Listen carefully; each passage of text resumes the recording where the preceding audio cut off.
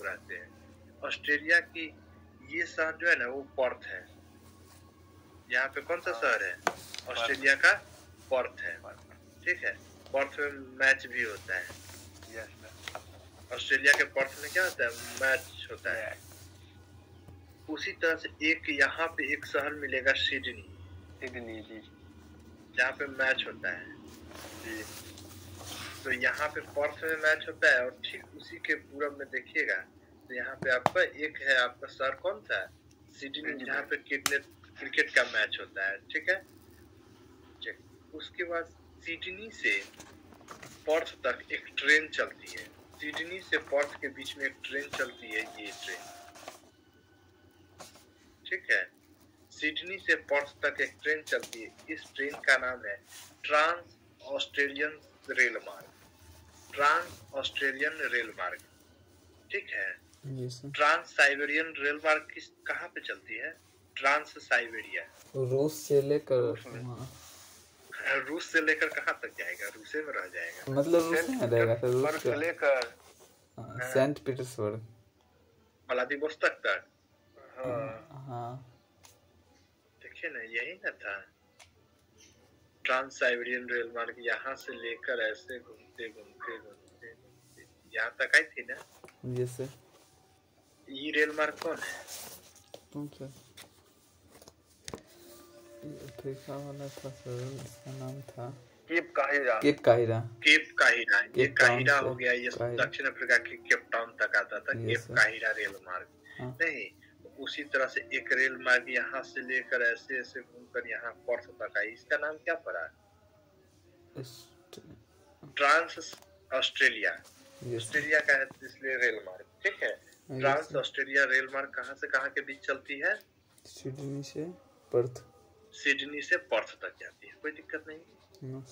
Sydney से Perth तक rail मार्ग जो जाती है उसे ट्रांस ऑस्ट्रेलिया रेल मार्ग कहते हैं। सिडनी के नीचे अगर देखिएगा तो एक आपको शहर दिखेगा, कैनबरा। ऑस्ट्रेलिया की राजधानी कहाँ है? कैनबरा है। ऑस्ट्रेलिया की राजधानी कैनबरा है। उसके नीचे और देखिएगा तो एक शहर मिलेगा, मेलबर्न। Melbourne, yes sir. यहाँ भी क्रिकेट होता है? Yes sir. मेलबर्न में भी एक क्रिकेट होता है। और मेलबर्न, सिडनी में आप आइएगा तो सिडनी में एक बहुत ही प्रसिद्ध बिल्डिंग है, ठीक है, जिस बिल्डिंग का नाम है ओपेरा हाउस, ठीक है। ओपेरा हाउस, सिडनी में एक बिल्डिंग है जिसका नाम है ओपेरा हाउस। वो बिल्डिंग का कुछ डिजाइन कमल के फूल की तरह से रहता है ना बिल्डिंग। इस तरह का बिल्डिंग देखे हुए हैं सर? कमल के फूल की तरह आकार में ऐसे रहता है पूरा। एक लोटस टेम्पल है सर। हाँ, लोटस टेम्पल। ऐसे टेम्पल नहीं है, कमल के फूल के आकार का बिल्डिंग बना हुआ ओपेरा हाउस ऑस्ट्रेलिया में के सिडनी में। कोई दिक्कत नहीं ना? No sir. एक सिडनी भारत में भी है। भारत में कहाँ पे है? हाँ, सिडनी। अक्सर सुनते हो ये साईं बाबा का मंदिर है सिडनी में। शिरडी की सर? सिडनी बोल रहे हैं आप? शिरडी। हाँ, शिरडी है वहाँ सर, नाथ महाराष्ट्र में है। महाराष्ट्र में शिरडी है वो। Yes sir. सिडनी है, ठीक है। हाँ। तो सिडनी का एक बिल्डिंग है जिसका नाम है ओपेरा हाउस। ओपेरा हाउस कहाँ पे है? सिडनी में, ठीक है। Yes sir. कोई दिक्कत नहीं? No sir.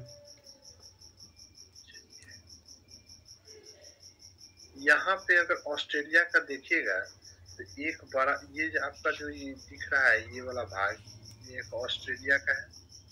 ऑस्ट्रेलिया के मुख्य भूमि दिख रहा हो। Yes sir. दिख रहा है? हाँ। ये ऑस्ट्रेलिया के मुख्य भूमि और ये भी ऑस्ट्रेलिया ही है जो थोड़ा सा अलग हो चुका है एक द्वीप से, है। Yes sir. इस द्वीप का नाम है तस्मानिया, है ना? तस्मानिया द्वीप। Yes sir. चलिए तो क्वेश्चन पूछेगा, ऑस्ट्रेलिया के तस्मानिया द्वीप और मुख्य भूमि को अलग करने वाली जल संधि का नाम क्या है? यहाँ पे दोनों के बीच में जल संधि होगा। कौन सा जल संधि? वास जल संधि। कौन सा जल संधि? वास। यही ना है? Yes sir. बांस जल संधि। तो तस्मानिया और ऑस्ट्रेलिया को अलग करने वाली जल संधि का नाम क्या है? बांस जल संधि। तस्मानिया ऑस्ट्रेलिया के किधर है? तो दक्षिण में है। Yes sir. है ना? Yes sir. तस्मानिया ऑस्ट्रेलिया के किधर है? दक्षिण में है। बांस जल संधि किसको किसको अलग करती है? ऑस्ट्रेलिया की मुख्य भूमि और तस्मानिया को अलग करती है। अब एक आता है ग्रेट डिवाइडिंग रेंज। ठीक है? Yes sir. Great dividing range क्या है उसको देख लेते हैं।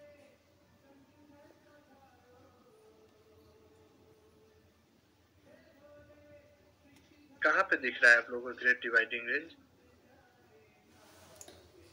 ग्रेट डिवाइडिंग रेंज एक ग्रेट ऑस्ट्रेलियन बाइट है। दिख नहीं रहा। यहाँ पे फिजिकल मैप में जाकर देखिए, पर्वत है, ग्रेट डिवाइडिंग रेंज पर्वत यहाँ पे मिलेगा। मिला? Yes sir. Great dividing range. हाँ। इसकी सबसे ऊंची चोटी बताइए कितना है? 1277। नहीं चोटी 2230। हाँ 2230 है। 2230 मीटर है। Yes sir. इसका नाम क्या है? कॉस्क्विस्को। इसका सर नाम क्या बोले थे? Great dividing range.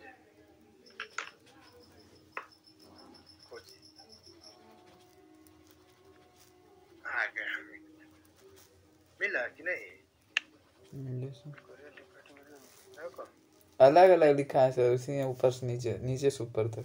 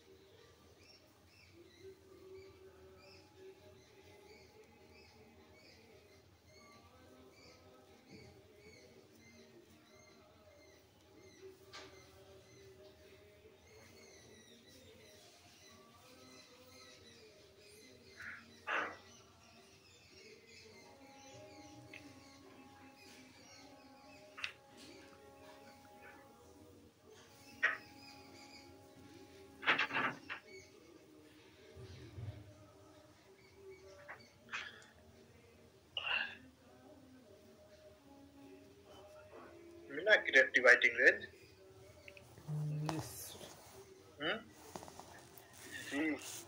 चलिए, उसकी सबसे ऊंची चोटी को क्या है? माउंट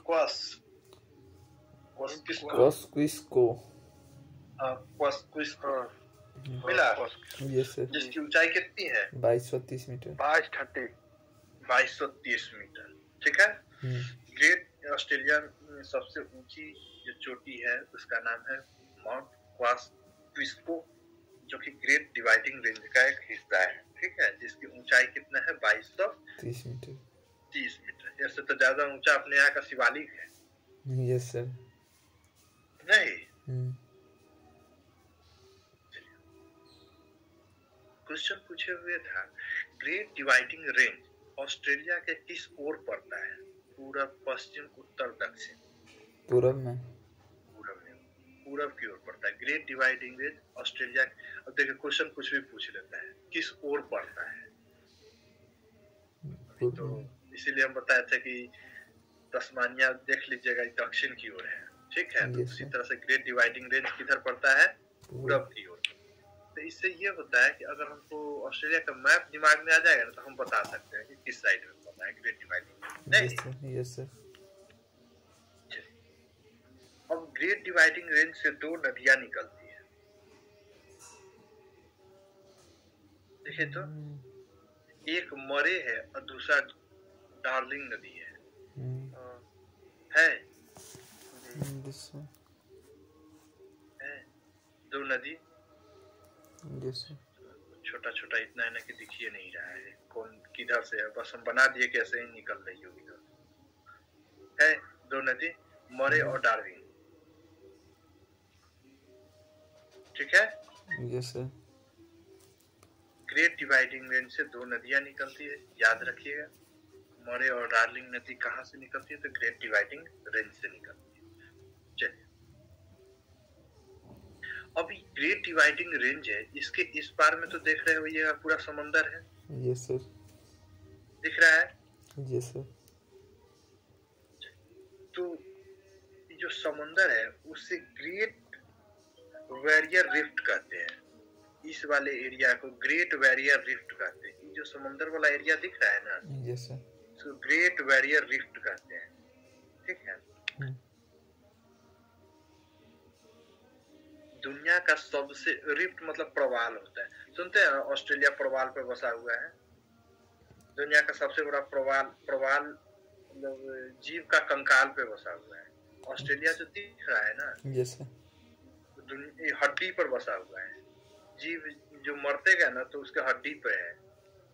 ऑस्ट्रेलिया का पुराना जो बसावट है वो प्रवाल कहलाता है, मतलब पूरा हड्डी पर। आप बता रहे हैं कैसे हड्डी पर बसा हुआ है प्रवाल, जिसको बैरियर रिफ्ट को बोलते हैं प्रवाल। तो दुनिया का सबसे बड़ा प्रवाल ऑस्ट्रेलिया में उस ग्रेट बैरियर रिफ्ट, ठीक है, जो दुनिया का सबसे बड़ा प्रवाल है ना वो ग्रेट बैरियर रिफ्ट है। ठीक है? इसे कोरल भी कहते हैं। प्रवाल को क्या कहते हैं? कोरल भी कहते हैं। जो एक बैरियर, एक समुद्री जीव है। क्या है? एक समुद्री जीव है। अब देखिए होता क्या था प्रवाल में। प्रवाल एक जीव है जो कछुए के जैसा होता है। कछुए के जैसा कहने को मतलब उसका बाहरी कवच जो है ना बहुत ही कठोर और अंदर वाला क्या होता है बहुत ही नरम। कछुआ का भी यही होता है। Yes sir. वैसा ही जीव जिसे प्रवाल कहते हैं उसे कोरल या मूंगा भी कहते हैं। कोरल या मूंगा भी कहते हैं। ये समुद्र के तटों के पास में पाए जाते थे और ये लाखों की संख्या में रहते हैं। अब ये इस तरह से रहते हैं ना कि जैसे बहुत छोटा छोटा छोटा छोटा बड़ा छोटा बड़ा सब एक साथ इसे बिछा रहेगा और उस पे मतलब बहुत लंबे समय तक एक ही जगह पे रखता है, तो पेड़ पौधा सब उग जाएगा। ठीक है? उस प्रवाल पानी तो समुद्र का आ ही रहा है, पेड़ पौधा उसके ऊपर उग जाता है। और फिर हवाएं चली, मिट्टी जम गया और अगर वो दब गया या मर गया, बूढ़ा हुआ मर गया, तो क्या कंकाल तो ऐसे ही रह जाएगा। Yes sir. कंकाल रह जाएगा और नीचे का क्या हो जाएगा, मांस उसका सड़ जाएगा। हाँ। और ये धीरे धीरे खोखला होते होते वो ऐसे ही रिफ्ट की तरह बनता चला गया। ठीक है? और वहां पे करोड़ों की संख्या में होता है, लाखों करोड़ों की संख्या में। तो वो जो ऑस्ट्रेलिया का बसावट जो है प्रवाल पे है, समझे ना? Yes sir. जिसे मूंगा या रिफ्ट भी या क्या बोल सकते हैं उसे कोरल भी कहते हैं। अंदर वाला भाग जो है सर के खोखला हो जाता है, बाहर वाला ढक्कन रह जाता है। ठीक है? Yes sir. और इस प्रक्रिया को पूरा होने में करोड़ों साल लगता है। एक दो दिन का खेल नहीं है जो ऑस्ट्रेलिया बस गया। ऑस्ट्रेलिया पहले था नहीं, वो बसा हुआ है। नीचे से वही प्रवाल पे बसा हुआ है। तो क्वेश्चन पूछता है दुनिया की सबसे बड़ी रिफ्ट कहाँ पे है? यहीं पे है, लिखा है ना कोरल सी आइलैंड। सर कोरल सी, यस सर। आइलैंड कहाँ पर सर? अरे आइलैंड है ना, आइलैंड नहीं लिखा हुआ, कोरल सी है सागर। हाँ वही कोरल सी दिख रहा है ना, उसके नीचे हमें लिखा हुआ है। चलिए, ये ग्रेट बैरियर रिफ्ट यहाँ पे लिखा हुआ है, ग्रेट बैरियर रिफ्ट। आप लोग में लिखा हुआ है ना? Yes sir. Great barrier rift ये है, दिख रहा है ना कोरल सी में। इसका नाम कोरल सी भी कहते हैं और ग्रेट बैरियर रिफ्ट है। ये किस पे बना हुआ था? प्रवाल समुद्री जीव के ऊपर बना हुआ है। कोई दिक्कत नहीं ना? No sir. तो दुनिया का सबसे बड़ा रिफ्ट कौन है? Great barrier rift. दुनिया का सबसे बड़ा रिफ्ट ग्रेट बैरियर रिफ्ट। कोई दिक्कत? अच्छा, समुन्द्र में चंद्राकार आकृति बन जाता है तो उसे क्या बोलते हैं? चंद्रा का सर बता रहे हैं सर, एक सेकंड। बाइट बोलते हैं। बाइट, ये सर है ना? तो देखिए ग्रेट ऑस्ट्रेलियन बाइट लिखा हुआ है आप लोग में। Yes sir. Great Australian bight कहाँ पे है? ऑस्ट्रेलिया में। ग्रेट ऑस्ट्रेलियन बाइट दक्षिणी महासागर में है। चलिए आगे बढ़े। Yes sir. Great barrier rift को समुद्र का बगीचा भी कहा जाता है। ये जो ग्रेट बैरियर रिफ्ट है समुद्र का बगीचा कहा जाता है। ग्रेट बैरियर रिफ्ट को समुद्र का बगीचा कहा जाता है। ऑस्ट्रेलिया के ज्यादातर लोग कहाँ पे रहते हैं? पर्थ में रहते हैं। पर्थ में भी संख्या अधिक है। ऑस्ट्रेलिया में ज्यादातर संख्या पर्थ और इस वाले भाग में रहते हैं। कि आप देखिएगा तो बड़ा बड़ा शहर सब इधर मिलेगा। ठीक है। ऑस्ट्रेलिया की जो आबादी है ना वो पर्थ में रहती है, नहीं तो इस वाले भाग में रहती है। कैनबरा, सिडनी, मेलबर्न, बड़ा बड़ा जो भी शहर मिलेगा सब आपको इधर मिलेगा। ठीक है। अब एक घटना है सो देख। चलिए उससे पहले हम कुछ पर्वत बता देते हैं। मरुस्थल। यहाँ पे आप देखिए ये क्या चीज है ऑस्ट्रेलिया का? Great Australian bight. Yes sir. चलिए उसके ऊपर में देखिएगा तो ये मरुस्थल कौन सा है? नल्लारबोर नहीं है। विक्टोरिया। देख लीजिए। बृहत विक्टोरिया। विक्टोरिया मरुस्थल है। Yes sir. विक्टोरिया मरुस्थल। Yes sir. उसके ऊपर में देखिए तो ये कौन सा मरुस्थल? गिब्सन। सैंडी मरुस्थल। Yes sir. सैंडी है। Yes sir. Great Sandy desert यहाँ पे लिखे हुए, हम सब नीचे रह गए हैं। चलिए उसके ऊपर में आइएगा तो ये कौन सा मरुस्थल? गिब्सन मरुस्थल। गिब्सन तो सर सैंडी के बीच में, सैंडी और विक्टोरिया के बीच में। अच्छा ये गिब्सन है, ये सैंडी है। Yes sir. और ये आपका हो जाता है कौन सा? विक्टोरिया। Yes sir. चलिए फिर से हम देख सकते हैं तो हमको दिखता भी नहीं है। चलिए ग्रेट विक्टोरिया डेजर्ट हो गया। Yes sir. Great Gibson. Yes sir. Desert. Gibson desert लिखे हुए हैं। यस। और ये आपका सैंडी डेजर्ट। कोई दिक्कत नहीं ना? No sir. लगातार 3 डेजर्ट है। Yes sir. जिसके कारण यहाँ पे लोग बहुत कम रहते हैं। अभी सब एरिया में देख ही रहे हैं पहाड़ पठार या मरुस्थल है। ठीक है। तो जब भी लोग जब आते थे विदेशों से तो इसी साइड से आते थे ऑस्ट्रेलिया में। तो हम लोग ज्यादातर, क्योंकि प्रशांत महासागर को कोई हेल के नहीं आता था, इधरे से आता था ना। Yes sir. देखिए यहाँ पे आता था, जब यहाँ पे नाव से उतरेगा और जब इस एरिया में चलना शुरू करेगा तो उसको कुछ लंबे समय तक मरुस्थल में चलना पड़ेगा कि नहीं चलना पड़ेगा? Yes sir. तो विदेशी लोग जब भी ऑस्ट्रेलिया के भ्रमण पे आते थे तो उन लोगों को लंबे से दूरी पैदल यात्रा करनी पड़ती थी जो मरुस्थल का भाग होता था। जिस कारण से इन लोगों ने कहा कि मरुस्थल में कुछ है ही नहीं, कुछ नहीं है यहाँ पर। जमीन जो है ना प्यासी है, मरुस्थल है मतलब प्यासी है। ऑस्ट्रेलिया को इन लोगों ने, विदेशियों ने क्या कहा? प्यासी भूमि का देश। क्वेश्चन पूछे हुए हैं, प्यासी भूमि का देश किसे कहते हैं? ऑस्ट्रेलिया को। ऑस्ट्रेलिया का कहते हैं क्योंकि जो भी कोई आया इधर से आता था और इधर बहुत लंबे दूरी तक। अब सोच सकते इतना दूरी अगर आप ट्रेवल कर रहे हैं कुछ नहीं मिल रहा है तो वो मरुस्थल है। तो लोग को लगा कि ना कि कुछ नहीं, ऑस्ट्रेलिया में कुछ है ही नहीं, सब ऐसे है, बंजरे है। तो प्यासी भूमि का देश किसे कहा? ऑस्ट्रेलिया को कहा। देखिए ना कुछ है, दिख रहा है इधर से, टपिएगा तो क्या मिलेगा? आधा ऑस्ट्रेलिया हिल जाइएगा। नहीं। Yes sir. कुछ नहीं मिलने वाला है। तो लोगों ने क्या कहा? प्यासी भूमि का देश है ऑस्ट्रेलिया। लेकिन कालांतर में क्या हुआ कि आगे जब लोग इस साइड से जब आए तो कहे कि ना कुछ है, ऑस्ट्रेलिया में भी कुछ है, ऐसा नहीं है कि पूरा देश प्यासी है, हरियाली भी है यहाँ, ठीक है, सब बंजरे नहीं है, कुछ हरियाली भी है, ठीक है। तो प्यासी भूमि का देश किसे कहा जाता है? ऑस्ट्रेलिया। ठीक है। बाद में वो जो आए थे वो जेम्स कुक थे। बाद में कौन आए थे? जेम्स कुक आए थे, जिसने कहा कि यहाँ भी कुछ हरियाली है। ऑस्ट्रेलिया के खोज जेम्स कुक ने किया था। ऑस्ट्रेलिया के जो खोजा था ना, सब लोग आए इधर से घूम के भाग गया। जेम्स कुक इधर पूरा ऑस्ट्रेलिया का भ्रमण किया था, ठीक है। Yes sir. अब चलिए, ऑस्ट्रेलिया में एक भी ज्वालामुखी नहीं है। ये क्वेश्चन पूछे हुए हैं कि कहाँ पे एक भी ज्वालामुखी नहीं है, तो किस महादेश में? तो ऑस्ट्रेलिया में नहीं है।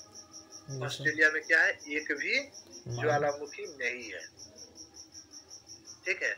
ऑस्ट्रेलिया में अधिक भेड़ पाए जाते हैं, भेड़ की संख्या अधिक पाई जाती है, ठीक है। ऑस्ट्रेलिया में एक झील है जिसका नाम है आयरे झील। देखिए तो आयरे झील यहीं पे मिलेगा,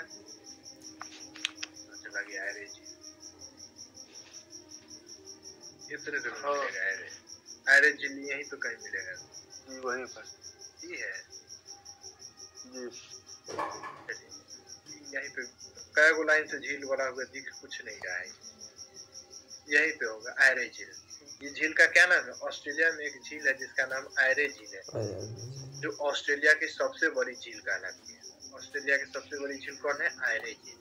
कोई दिक्कत नहीं ना? ना सर। अपने भारत में राष्ट्रपति का पद है? Yes sir. राष्ट्रपति का काम क्या है? कुछ नहीं, काम कुछ नहीं, करना।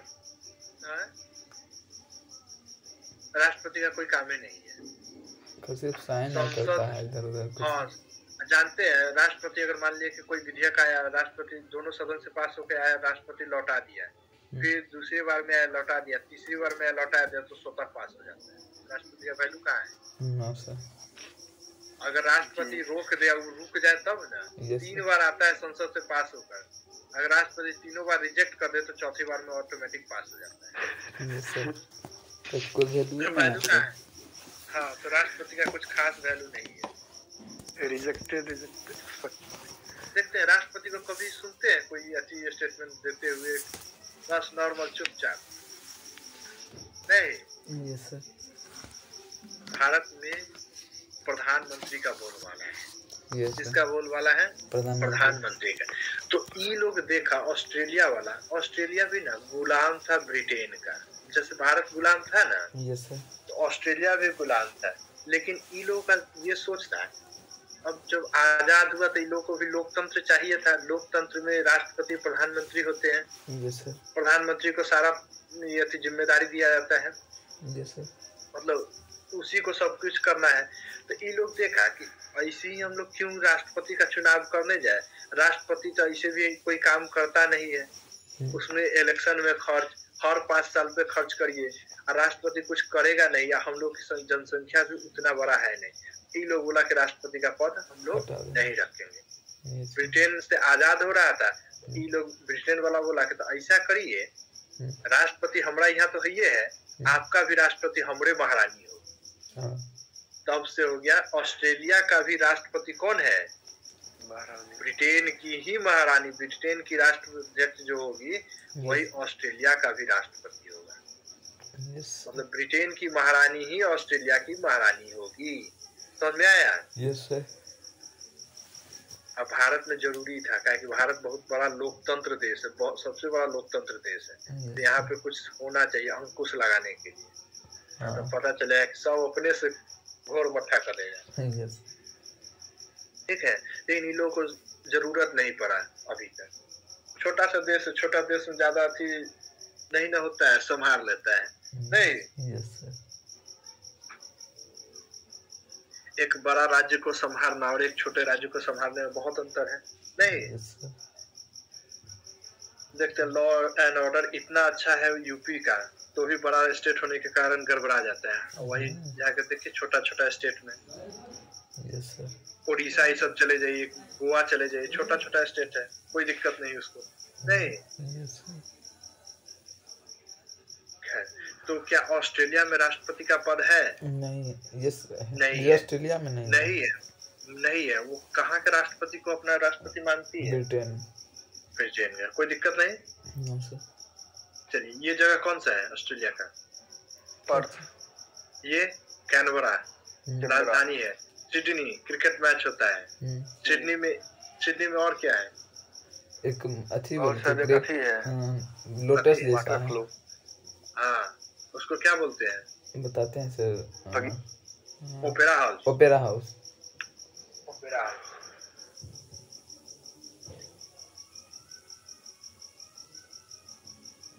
ठीक है। Yes sir. चलिए, यहाँ पे क्या है? मेलबर्न में भी क्रिकेट होता है। इस रेंज का क्या नाम है? इसका ग्रेट डिवाइडिंग रेंज। इस प्रवाल का कोरल सी। हाँ, बैरियर। Great barrier. ठीक है, कोई दिक्कत नहीं ना। इसका क्या नाम है? इसका वाइट, ग्रेट ऑस्ट्रेलियन वाइट। यहाँ से एक चलती है ट्रेन सिडनी से। सिडनी से कहाँ जाती है? पर्थ। इसका नाम great Australian, sorry trans Australian rail मार्ग। ठीक है। कहानी खत्म। यहाँ पे 3 गो मरुस्थल। हाँ, Victoria, Gibson, Sandy. Victoria, Gibson, Sandy. इसका गिब्सन और सैंडी। खत्म ऑस्ट्रेलिया। प्यासी भूमि का देश। ऑस्ट्रेलिया खत्म। हाँ, ऑस्ट्रेलिया प्यासी भूमि का देश। ऑस्ट्रेलिया को क्यों कहा जाता है ये पता है? Yes sir. ऑस्ट्रेलिया में ज्वालामुखी है? नहीं है। ऑस्ट्रेलिया के भ्रमण किसने किया था? जेम्स कुक ने किया था। ठीक है, कोई दिक्कत नहीं। No sir. तो आगे बढ़े। हाँ, एक चीज और। ऑस्ट्रेलिया का जो है, यहाँ पे एक पर्वत है, आयस पर्वत। ठीक है। कहाँ पर बोले सर? देखिए तो आयस पर्वत किधर है ऑस्ट्रेलिया में? आयस पर्वत क्या नाम है? आयस।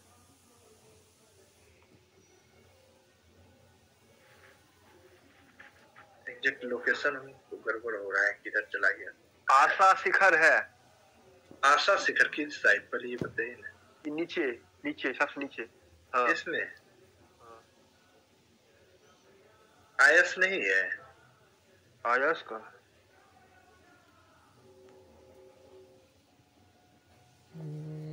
आयस का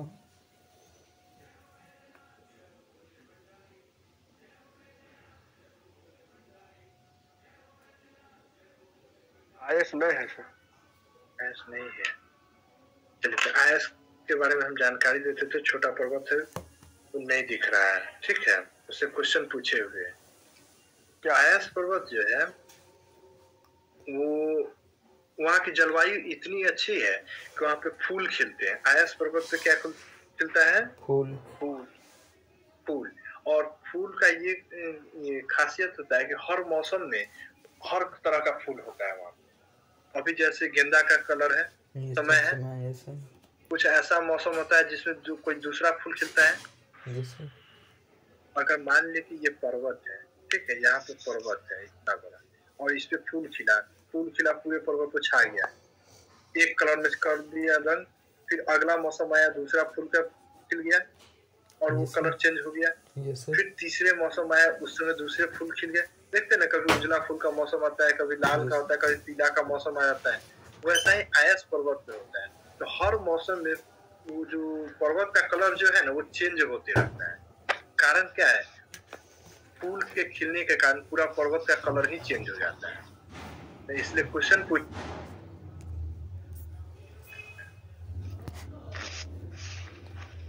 ठीक है। Yes sir.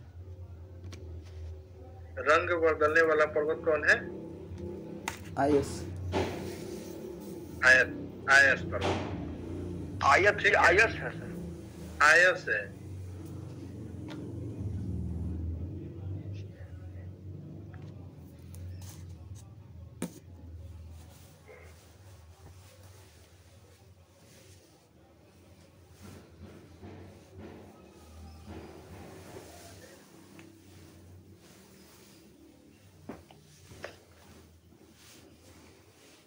आगे बढ़े। Yes sir. बता रहे हैं ऑस्ट्रेलिया के किस साइड में है।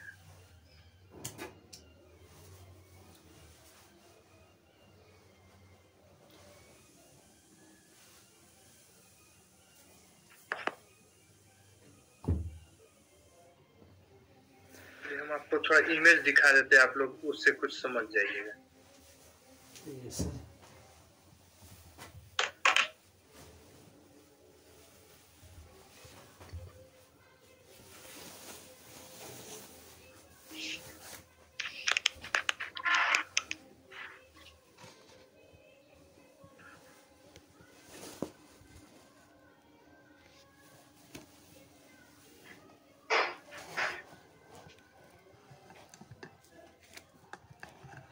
देखिए इसका कलर चेंज हो रहा है ना। Yes sir.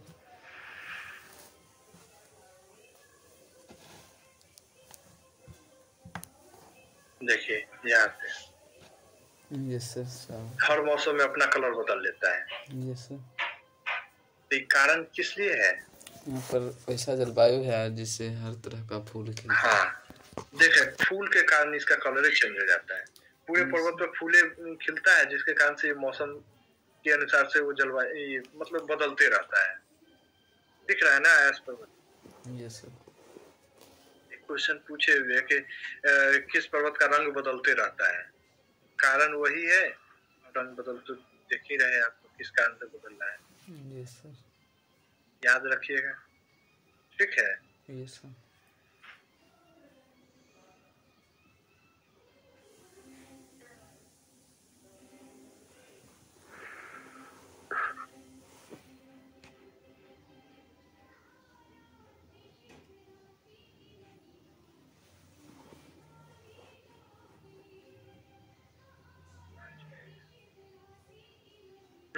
आगे बढ़े। Yes sir. तो हमको एक मैप और चाहिए, ओशिनिया।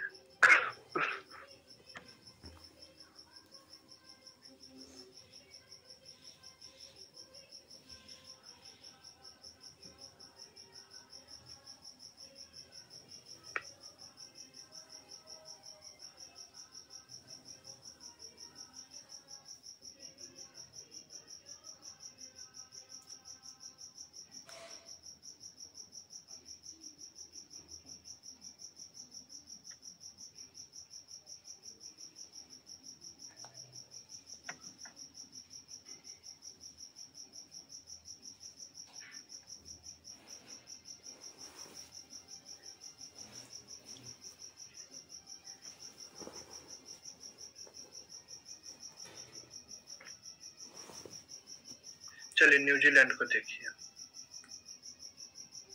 ये हमारा देश न्यूजीलैंड है। कहाँ बात है, दिख रहा है। Yes sir.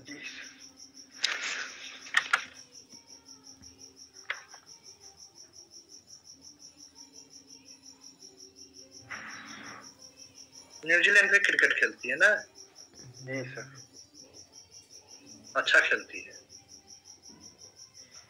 ऑस्ट्रेलिया में अभी तो फिर मैच शुरू हुआ है ना न्यूजीलैंड के साथ। ये कल था से न्यूजीलैंड में रद्द वही भी हो रहा है न्यूजीलैंड में। हाँ चलिए, तो ये हमारा न्यूजीलैंड है। न्यूजीलैंड को देखिएगा, ये कोई आइलैंड से मिलके बना हुआ है, ठीक है। लेकिन इसमें अगर मुख्य रूप से आइलैंड देखिएगा तो एक आइलैंड आपको ये नजर आएगा न्यूजीलैंड का, जो कि बड़ा सा आइलैंड है ना। Yes sir. और दूसरा आइलैंड आपको ये दिखेगा, जो उसके बनिस्बत में छोटा आइलैंड है न्यूजीलैंड का, ठीक है। Yes sir. तो न्यूजीलैंड में मुख्य रूप से कितने आइलैंड? दो आइलैंड। एक को बोलेंगे नॉर्थ आइलैंड और दूसरे को बोलेंगे साउथ आइलैंड। कोई दिक्कत नहीं। No sir. तो फिर क्वेश्चन पूछेगा, नॉर्थ आइलैंड, न्यूजीलैंड के नॉर्थ आइलैंड और साउथ आइलैंड को जोड़ने वाली जल संधि का नाम बताइए। कौन सा जल संधि? कुक जल संधि। कुक स्ट्रीट लिखे हुए हैं। Yes sir. तो न्यूजीलैंड के नॉर्थ और साउथ को जोड़ने के लिए कौन सा आइलैंड, ये जल संधि, कुक जल संधि। कोई दिक्कत नहीं। क्वेश्चन पूछे हुए है कि न्यूजीलैंड के उत्तरी न्यूजीलैंड और दक्षिणी न्यूजीलैंड को जोड़ने वाली जल संधि का नाम क्या है? तो कुक जल संधि। ठीक है, चलिए अब एक क्वेश्चन आता है कि न्यूजीलैंड की राजधानी कहाँ है? तो न्यूजीलैंड की राजधानी वेलिंगटन है। कहाँ पे है? वेलिंगटन है। ठीक है, जो कि आपका यहाँ पे बनेगा, यहाँ पे दिख रहा होगा, देखिए तो अरे यहाँ पे वेलिंगटन। ठीक है, वेलिंगटन से तो क्वेश्चन पूछा है कि वेलिंगटन जो है, जो न्यूजीलैंड की राजधानी है, किस द्वीप पे है? उत्तरी द्वीप पे। कोई दिक्कत नहीं। दक्षिणी द्वीप का एक बड़ा शहर है, उसका नाम है, क्या है नाम? Christ church. हाँ, क्राइस्ट चर्च है। तो विलिंगटन और क्राइस्ट चर्च को अलग करने वाली जल संधि का नाम बताइए। वही है कुक जल संधि। कुक, या तो उत्तरी आयरलैंड, उत्तरी न्यूजीलैंड और दक्षिणी न्यूजीलैंड को अलग करिए, या विलिंगटन और क्राइस्ट चर्च को अलग करिए। दोनों बराबर अपने जगह पे शहर है, इसलिए दोनों को क्वेश्चन पूछ चुका है। कोई दिक्कत नहीं। अब न्यूजीलैंड एक छोटा सा आइलैंड है, तो चारों ओर समुद्र का तट होगा, है कि नहीं? हाँ। तो न्यूजीलैंड के जो उत्तरी तट है, ये वाला तट है, ये वाला तट देखिएगा तो इसका नाम है कोरोमंडल। क्या नाम है? कोरोमंडल। ठीक है, और आपको याद होगा कि कोरोमंडल तट जो है तमिलनाडु में भी है। कहाँ पे है? तमिलनाडु। ठीक है, तमिलनाडु। तो क्वेश्चन में कंफ्यूजन नहीं लेना है। क्वेश्चन आपसे पूछता है कि कोरोमंडल तट कहाँ पे है, क्या करिएगा आंसर? ऑप्शन पे डिपेंड करेगा। भारत होगा तो भारत वाला आंसर होगा, न्यूजीलैंड होगा तो न्यूजीलैंड वाला आंसर होगा। ठीक है, अगर भारत का ऑप्शन होगा और उसमें तमिलनाडु ऑप्शन होगा तो तमिलनाडु में जाना है। अगर देश का ऑप्शन होगा तो चले आइएगा न्यूजीलैंड। कोई दिक्कत नहीं ना? तो न्यूजीलैंड के उत्तरी तट को क्या कहते हैं? कोरोमंडल कहते हैं। न्यूजीलैंड के उत्तरी तट को कोरोमंडल कहते हैं। न्यूजीलैंड एक क्रिश्चियन का देश है, मतलब यहाँ पे इस न्यूजीलैंड में आबादी किसकी है? क्रिश्चियन की है। क्रिश्चियन लोग ज्यादा झगड़ा उगड़ा में विश्वास न करता है, वो लोग पढ़ाई उढ़ाई में ज्यादा मेहनत करेगा। ठीक है, और बिजनेस शांत स्वभाव का रहता है, तेज तरह का रहता है। पैसा कैसे कमाया जाए, और इसकी जनसंख्या भी मेनली ज्यादा नहीं होता है ना। झगड़ा कब होता है? जब बेसी हो जाता है। और पूरा घर में एगो बर्तन रहेगा तो आवाज करेगा? और 10 गो रख दीजिए तो एगो दूसरा पर गिर के आवाज ढनढनाते रहे नहीं। तो ज्यादा जनसंख्या रहेगा तो झगड़ा तो होना ही है। हाँ। तो न्यूजीलैंड एक क्रिश्चियन का देश है, यहाँ की आबादी बहुत कम है, यहाँ झगड़ा ये सब मतलब इंडेक्स जो रिपोर्ट आता है ना, उसमें इसका स्थान अच्छा रहता है, इसकी जनसंख्या भी कम है। न्यूजीलैंड में एक दक्षिणी आल्प्स पर्वत है। न्यूजीलैंड में पर्वत दिख रहा होगा जिसका नाम है दक्षिणी आल्प्स पर्वत। दिख रहा है? दक्षिणी आल्प्स पर्वत। ठीक है, तो ठीक उसी तरह से अगर आल्प्स पर्वत की हम बात करें तो आल्प्स पर्वत है कहाँ?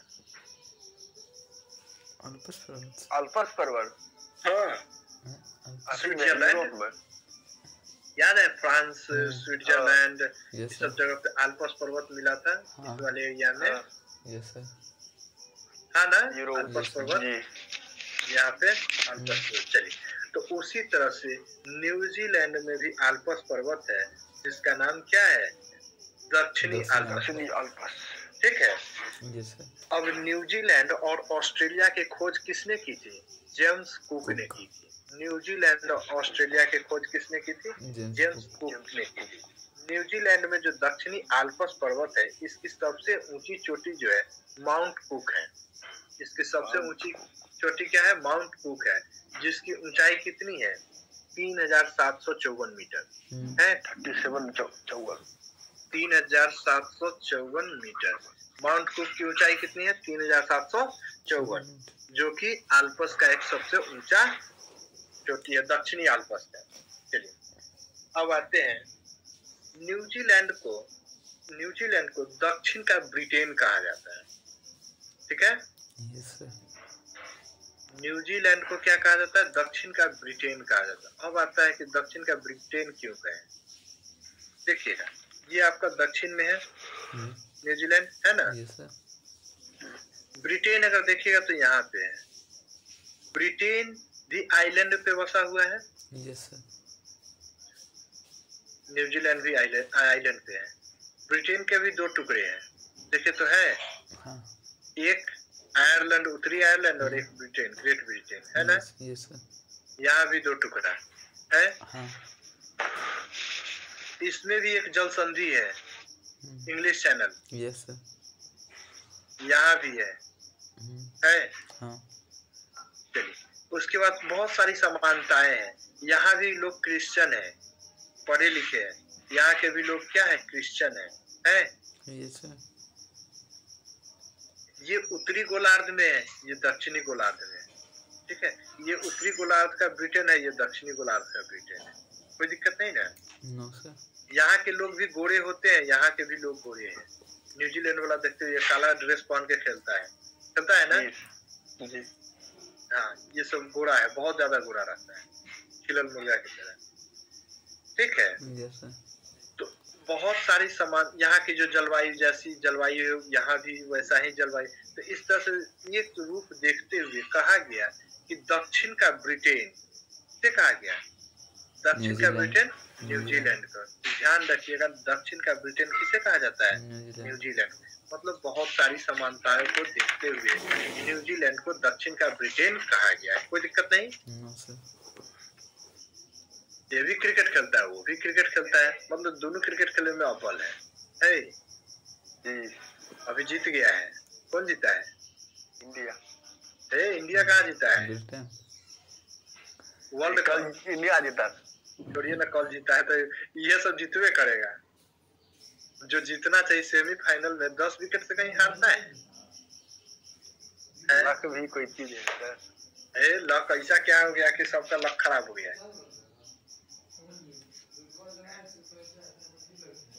केएल राहुल अच्छा खेला होगा इस मैच में, खेला है ना?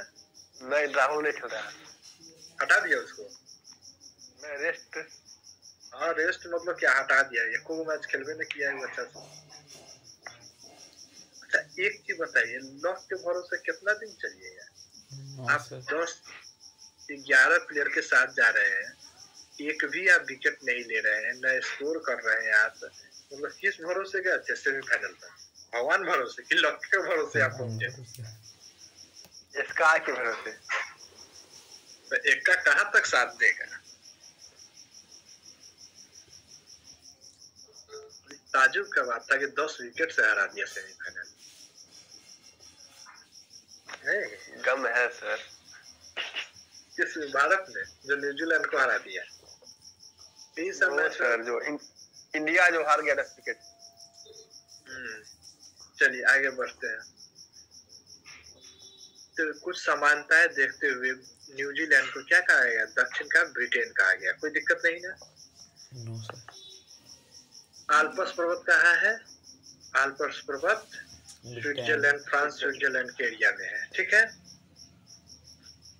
और दक्षिणी आल्प्स न्यूजीलैंड में है। पर्थ जो है ऑस्ट्रेलिया के एक पर्थ शहर है।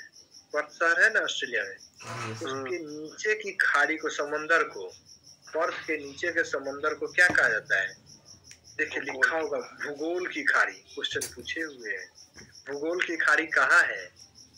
ऑस्ट्रेलिया के पास है। भूगोल की खाड़ी पर्थ के नीचे ऑस्ट्रेलिया के पास है, इसे भूगोल की खाड़ी कहा जाता है, ठीक है।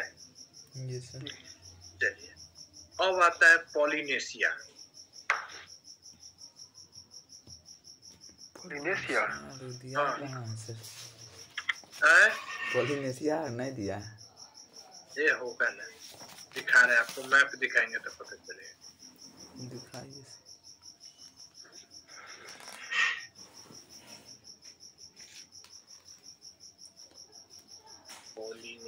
या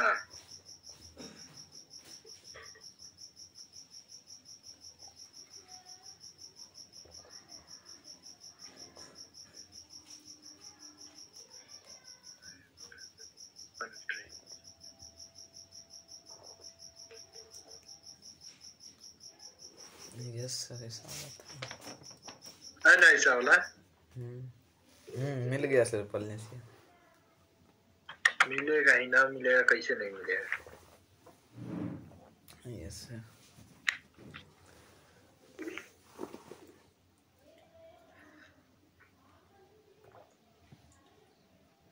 ऑस्ट्रेलिया के आसपास के जो देश है ना उसके समूह को पॉलिनेशिया कहा जाता है। हमें छोटा है तो आप लोग एडजस्ट कर लीजिएगा, इससे बड़ा मैप नहीं मिला है। ठीक है चलिए सर। देखिए इसी में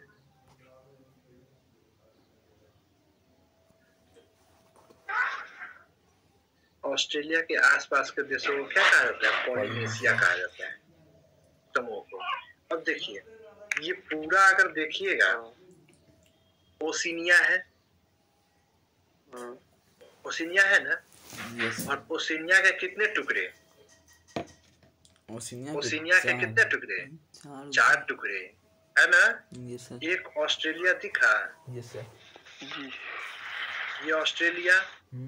दूसरा कौन है? मेलानेशिया, माइक्रोनेशिया, माइक्रोनेशिया, हाँ, और पॉलिनेशिया। पता चला? Yes sir. अब देखिए यहाँ पर क्या लिखा हुआ? ईस्टर आइलैंड लिखा हुआ है। Yes sir. हवाई द्वीप है। यस तो सर। किसके अंदर में है? चिली। पॉलिनेशिया के तो अंदर। मतलब अंदर चिली है, इसका पे कब्जा चिली का है। हाँ है किसका? पॉलिनेशिया का है। समझ में आया? Yes sir. तो पॉलिनेशिया तो समझ में आएगा। ऑस्ट्रेलिया के आसपास के देशों को पॉलिनेशिया कहा जाता है, सामूहिक रूप। चलिए तो ये हमारा जो देश है ये अभी किसका हम लोग पढ़ रहे हैं? ऑस्ट्रेलिया का नहीं, ये किसका है? ओशिनिया का है। ओशिनिया, ये पूरा कौन सा है? ओशिनिया महाद्वीप है नहीं। ओशिनिया के 4 टुकड़ा है। सबसे ऊपर ये बड़ा जो है ऑस्ट्रेलिया है, मेलानेशिया है, माइक्रोनेशिया है, पॉलिनेशिया है। कोई दिक्कत नहीं ना? No sir.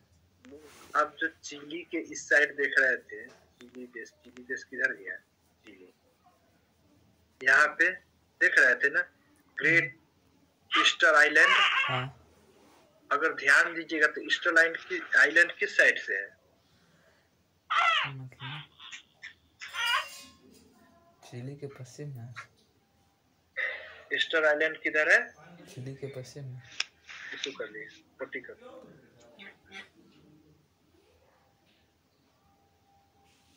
चिली के पश्चिम में वो है किसका? चिली का। ईस्टर आइलैंड है किसका? है पॉलिनेशिया। चिली का तो है, पॉलिनेशिया का है। क्योंकि जब अब देखिए हम लोग जो बांटे हुए हैं समंदर को, किस पैसिफिक ओशियन से बांटे हुए हैं? अगर अटलांटिक ओशियन से बांट कर देखा जाए ये दोनों सट जाएगा ना? Yes sir. सटेगा कि नहीं सटेगा? तो ये ऑस्ट्रेलिया के करीब आ जाएगा ना ये साइड से। Yes sir. बांट के दिखाना होगा क्या? No sir. समझ रहे हैं ना? उसी तरह से हवाई द्वीप को आप देखिए। हवाई द्वीप किसका है? तो यूनाइटेड स्टेट्स ऑफ अमेरिका का, लेकिन आता किस में है? पॉलिनेशिया में आता है। मतलब ओशिनिया महाद्वीप में आता है ना? Yes sir. याद होगा कि अमेरिका जो है हवाई द्वीप पे कब्जा करके रखे हुए है। होना चाहिए था इस ऑस्ट्रेलिया वाले देश सब का, होना चाहिए ना? Yes sir. लेकिन यहाँ पे कब्जा करने के पीछे जानते हैं कारण क्या है? द्वितीय विश्व युद्ध जब चल रही थी, 1400 कब? ये सॉरी 1900 कब? 45-49 1942 45 से 49। हाँ तो जो द्वितीय विश्व युद्ध से पहले रणनीति तैयार शुरू हो जाता है ना, तब ना द्वितीय विश्व युद्ध होगा। दौर सर 39 से 45 39 से 45 है। द्वितीय विश्व युद्ध जब चल रही थी तो उसी समय न जापान हमला किया था पाकिस्तान, ये अमेरिका पे। जापान हमला किया था पर्ल हार्बर शहर पे, याद नहीं आया? Yes sir. पूरा तबाह कर दिया था पर्ल हार्बर एयरपोर्ट को। वो जगह कौन था? हवाई द्वीप था। देखिए अमेरिका जो है ना जानती थी कि उस समय अगर सबसे ताकतवर देश है तो वो कौन है? जापान है। अगर जापान से टक्कर लेना है तो जापान को बर्बाद करना, ठीक है। और जापान इस चीज को भली भांति जान चुकी थी कि भविष्य में अगर हमको कोई टक्कर देगा तो अमेरिका है। जापान के समय उस समय 55 पानी वाली जहाजें थी, पनडुब्बी थी, और जबकि अमेरिका 80 गो का कुछ तो था ही और 80 गो को ऑर्डर दे चुका था। अब जापान देख रहा है कि हम समुद्र के बीच में, हमको चारों साइड से 80 को लगा के घेरिए लेगा, जाएंगे कि नहीं भविष्य में? तो ये देखा कि ऐसा करते हैं इसको ही उड़ा देते हैं, पर्ल हार्बर को, जो इसका वायुसेना का ये अड्डा बना के रखे हुए नौसेना का, किसको? हवाई द्वीप को। अगर हवाई द्वीप को उड़ा देंगे तो अमेरिका कुछ कर पाएगा? खुद तबाह हो जाएगा। सेम ऐसा ही किया, उठा जापान यहीं पे, जो हवाई द्वीप है ना यहीं पे मिल जाएगा, ज्यादा दूर नहीं जाना है, पैसिफिक ओशियन में यहीं पे मिल जाएगा, ठीक है। तो उस साइड से देखिएगा, और अमेरिका आपका यहाँ से मिल जाएगा, ठीक है। दोनों कहा भी जाता है झगड़ा पड़ोसियों से होता है, इतना दूर थोड़े लड़ने आएगा, देख रहे हैं ना। अब हम यहाँ बैठे, आप वहाँ है, तो झगड़ा होगा नहीं ना? झगड़ा जब एक साथ रहेंगे तब ना झगड़ा होगा। एक कोचिंग में एक जगह पढ़ने आइएगा तब ना झगड़ा होगा। दूर सब लोग अपना अपना घर में बैठ के रहिए, ज्यादा होगा फोन पर काट के हट जाए, झगड़े नहीं। नहीं तो देखिए ऐसा थोड़े है कि जापान वाला उठा रॉकेट यहाँ से मार दिया, गिरा दिया, पर्ल हार्बर शहर को उड़ा दिया, ऐसा थोड़े था। पड़ोसिया था इसका, देखिए पड़ोसिया है ना। तो यहाँ पे जापान देख रहा था कि अमेरिका बहुत आगे निकल जाएगा और भविष्य में हमको खतरा है। भविष्य के खतरा को आंकते हुए क्या किया? पर्ल हार्बर को उड़ा दिया, मारा, मिसाइल उड़ा दिया, लगा दिया अपना 55 बेरिय नौसेना, और मारना ताबड़तोड़ हमला करके क्या किया? वायुसेना को तबाह कर दिया। अब अमेरिका पूछा कि काहे मारा? तो याद है उस समय हम बताया था कि मन किया मार दिए, आगे बढ़ रहा था। वही बात बोला था कि भविष्य में हमको डर था तुमसे, भविष्य में डर था तो अब ये मार दिया हमने। अब उसी समय अमेरिका में जो है ना परमाणु बम का रिसर्च हो चुका था, लगभग समाप्ति की ओर था, मतलब रिसर्च हो चुका था, परीक्षण बाकी था, समझ जाइए ऐसा। हालांकि परीक्षण भी हो चुका था। उठा अमेरिका बौखलाया हुआ, क्या किया? गिरा दिया जापान पे बम, नागासाकी और हिरोशिमा। अमेरिका ऐसा थोड़े है कि यहाँ से उठ के ऐसे गया था मारने, ऐसे जाता हो सकता था कि विमान क्रैश कर जाए, गिर जाए यही में, गिर जाए इधर, नहीं पूरा बॉम्बे ले, कोनो जाने ही नहीं देगा, कोई देश जाने देगा इसमें? गया कैसे था? पैसिफिक ओशियन को पार करके गया था, जापान में गिराया था, और उसका तो यहाँ तक था ही अपना अड्डा, उड़ान भरा मार दिया यहाँ, समझ में आया ना? इतना दूर नहीं। आप देखते हुइएगा जो दिल्ली से या बेंगलोर से जो फ्लाइट चलती है, डायरेक्ट अमेरिका थोड़े जाती है, डायरेक्ट अमेरिका नहीं जाती है। यहाँ से चलेगा काहिरा में उतरेगा, यहाँ से चलेगा तो ब्रिटेन में जाएगा, या आपका फ्रांस तक जाएगा, फिर उड़ान भरेगा तो अमेरिका तक जाएगा, ऐसे उड़ान भरती है, डायरेक्ट एक बार में नहीं जाती है। आप देखे हुइएगा फ्रांस से जब राफेल आया था तो सबसे पहले कहाँ आया? सऊदी अरब में, यूएई में आया, और फिर दूसरी बार में उड़ान भरा तो यहाँ आया। सोचिए एक बार में उतना फ्यूले नहीं रहता है जो चला जाए, ठीक है। तो वायुयान भी एक बार में उड़ान नहीं भरती है, 2 बार करके उड़ती है, इंजन भी गर्म हो जाएगा, ये पायलट को भी रेस्ट चाहिए, और नहीं तो दूसरा तरीका, इधर से जाइए जापान और जापान से जाइए अमेरिका, नहीं तो दोनों का रास्ता लगभग सेम पड़ता है, कोई दिक्कत नहीं। अब आप हमेशा देखते, तो ये तो समझ गए जापान और अमेरिका की कहानी, लेकिन हमेशा सुनते रहते हैं कि रसिया और अमेरिका लड़ते रहता है, हमेशा रसिया अमेरिका लड़ते रहता है, और हम लोग जानते हैं कि लड़ाई किससे होता है? पड़ोसी से होता है। दुनिया में बहुत दूरी दिख रहा है ना, क्या ये भी पड़ोसी है? जैसे है तो पड़ोसी है उधर से, यहाँ ही खत्म किया। देखिए इसी का ही भाग रसिया का यहाँ पर है ना? Yes sir. तो अलास्का किसका है? यूनाइटेड स्टेट्स ऑफ अमेरिका का है, पड़ोसिया है। Yes sir. कि जब बंद करेंगे तो दोनों, जो नाखून हम लोग खोल देते हैं तो दूर साइड में छिटक जाता है, एक तरफ करते हैं तो पड़ोसी हो गया ना। Yes sir. हाथ बंद कर आ गया। Yes sir. अभी जो अलास्का दिख रहा है कभी रसिया का भाग हुआ करता, सिर्फ पर्वत ही पर्वत था। रसिया देखा कि यहाँ पर्वत पहाड़े पठार ऐसा करते हैं, अमेरिका से बेच देते हैं। ये पूरा एरिया को बेच लिया रूस। किससे? अमेरिका से। कैसे से बेचा होगा? पैसा से। कितना पकड़ था? अब जाके पूछना होगा। देखिए उस समय का जो राष्ट्रपति था ना, बकलोल था, और उसी का देन है कि जो रसिया 15 टुकड़ा में बटा, उसी का देन है। नाम याद नहीं आ रहा है अभी इसका। अच्छा। उसी का देन है सर। हाँ, पियक्कर जो सब जगह पी के उठल। हाँ, हमेशा सभा में भी जाता था, दारू पी ले रहता था। वही पियक्कर मस्त है। वही कहा नाम था, नाम भूल रहे हैं। वही पुतिन को कहा था कि हम तुमको प्रधानमंत्री बना देते हैं, हम पे कार्रवाई नहीं करना। बोला कि पहले बनाओ ना, उसके बाद में देखेंगे। बनाया तो उसको जेल में भेज दिया पियकरा को। कहा कि अब जब तक हम रहेंगे कोई नहीं रहेगा।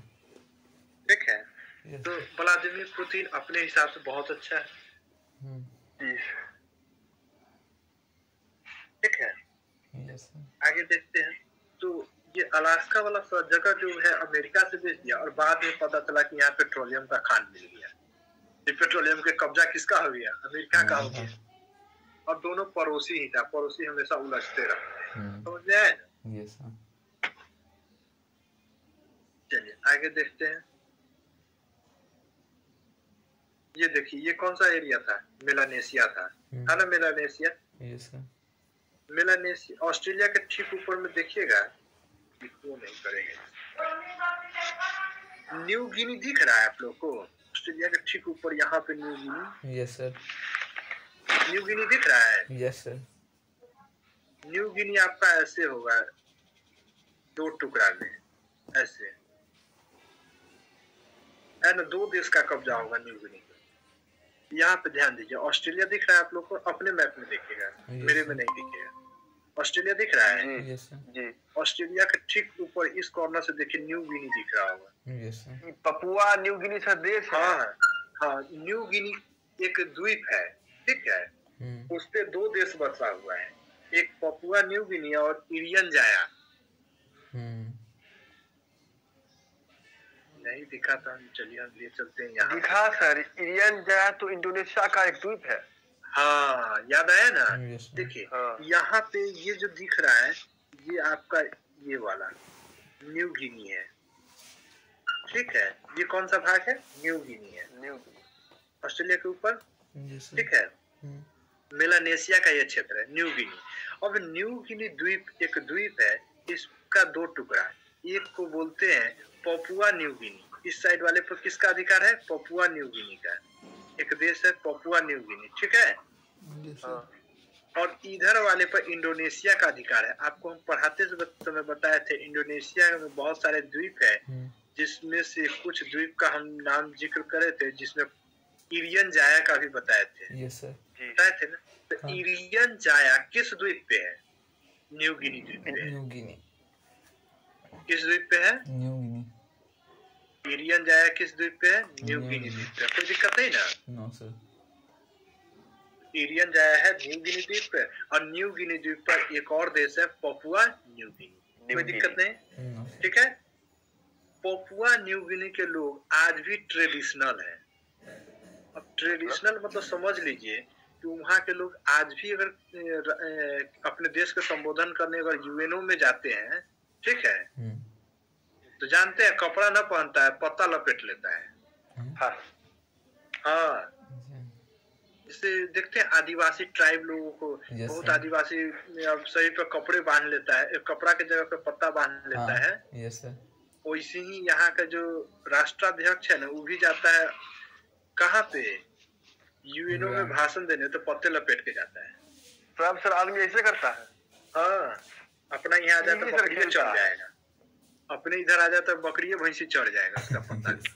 नो सर, चढ़ जाएगा। इजी से खेलता है cricket. Papua New Guinea cricket खेलता है जी? पता नहीं, नया पर शुरू किया होगा। तो क्रिकेट 2015 वर्ल्ड कप में इंडिया हारा था मैच। नहीं, चलिए पपुआ न्यू गिनी वो सब आदिवासी क्षेत्र बहुत ही अभी भी पुरानी परंपरा को ये लोग पालन करते हैं और ये लोग आदिवासी है, ठीक है। तो देखिए यहाँ पे आप जो देख रहे थे पपुआ न्यू गिनी को, तो पपुआ न्यू गिनी जहाँ पे दिख रहा है, तो इस आदिवासी लोगों को, इस पपुआ न्यू गिनी के आदिवासियों को, मतलब इस देश को चाइना ना मदद करना चाहती है। चाइना मदद कर रही तो मतलब समझ रहे हैं, कुछ तो बात होगा। यहाँ पे बहुत सारा इन्वेस्टमेंट करा है पपुआ न्यू गिनी पे, जानते हैं किस लिए? क्या कि उसको चाइना को व्यापार करना है यूरोप में, तो जाना किस साइड से है देख लीजिए, ध्यान दीजिए, जाना किधर से है? मलक्का का डर, सता रहा उसको, मलक्का का डर है ना, ये मलक्का का डर है, अंडमान निकोबार। अब देख रहा है कि इधर से तो भारत जाने नहीं देता है, कुछ भी होगा पकड़ लेगा भारत। ऐसा करते हैं, हम अपना पपुआ न्यू गिनी में सैन्य अड्डा बना लेते हैं। कहाँ पे? मदद करेंगे, आगे चल के सैन्य अड्डा रखेंगे, अब व्यापार हम ऐसे करेंगे, जा सकते हैं। और इधर ना था, इधर में कोई नहीं, तो भारत भी दूरदृष्टि को रखते हुए ऑस्ट्रेलिया से समझौता कर लिया। किससे? ऑस्ट्रेलिया से। कहा कि यहाँ का जो आपका बंदरगाह है ना, जो क्षेत्र है, तो हम यूज करेंगे, हमारी नौसेना यूज करेगी युद्ध के समय, और आपको अगर आना होगा तो ये वाला एरिया आपका, आप यूज करिए।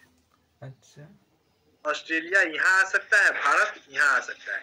अब बताइए चाइना को घेरने के लिए तैयार है कि नहीं? यस सर, भारत एकदम तैयार है। यहाँ तुम ये रास्ता पकड़ेगा तो हम यहू तर बैठा, भागने न देंगे, ऊपरों से मारेंगे, नीचों से मारेंगे। यस सर, समझ में आया ना? यस तो सर। ऑस्ट्रेलिया भारत के साथ समझौता हो रखा है सैन्य अड्डा यूज करने के लिए। किसको घेरने के लिए? चाइना को। और जानते हैं कि आज रसिया, अगर देखते हुए हमेशा न्यूज में रहता है कि रसिया हार रही है यूक्रेन से, ऐसा सुन रहे हैं ना? Yes sir. तो ये सुनते हुए कि रसिया पीछे अपना कदम खींच रही है, यूक्रेन उसको मार रही है। Yes sir. याद होगा ठंड के दिनों में हिटलर भी हार गया था। याद है? क्या बोला था यहाँ के राष्ट्राध्यक्ष कि कुछ दिन और ठंड है, बर्दाश्त कर लो, सेना को वापस खींच लो, अपनी सब आके जम जाएगा। Yes sir. जम जाएगा तो बड़ा मार मारेंगे। सेम कहानी ठंड का दिन आ रहा है। रसिया क्या है, धीरे धीरे अपने सेना को पीछे कर रही है। पीछे करने का मतलब ये नहीं है कि वो पीछे हट रही है, तो जान रही है कि इधर से ये ब्रिटेन जो है अब मदद करना छोड़ेगा। कारण है कि उसके पास क्या नहीं है, कंगाल हो चुका है। ब्रिटेन भी अब छोड़ दिया, तंगी के दौर में है ना, छोड़ दिया। ब्रिटेन साथ छोड़ेगा, वही रणनीति है। ठंड का दिन आएगा, पेट्रोलियम चाहिए ज्यादा से ज्यादा, ईंधन चाहिए कि नहीं सबको? चाहिए तो कौन देश देगा? सऊदी अरब रेट कम करने के लिए तैयार ही नहीं है किसी को। देगा कौन? रसिया। रसिया देगा तो कहेगा कि छोड़िए इसका साथ, तरफ आइए, तो अब इसको मारेगा दौड़ा दौड़ा के फिर। Yes sir. पुतिन, देखिए पुतिन का रणनीति है, आप हमेशा देखते होइएगा, अगर किसी सत्ता पे अगर आंच आने लगता है, देश में विद्रोह होने लगता है उसके खिलाफ, तो देखता है उलझता है दूसरे देश से। भारत जब भी देखे होइएगा इलेक्शन आता है तो भारत पाकिस्तान एकदम लगता है अब तब में युद्ध हो जाएगा।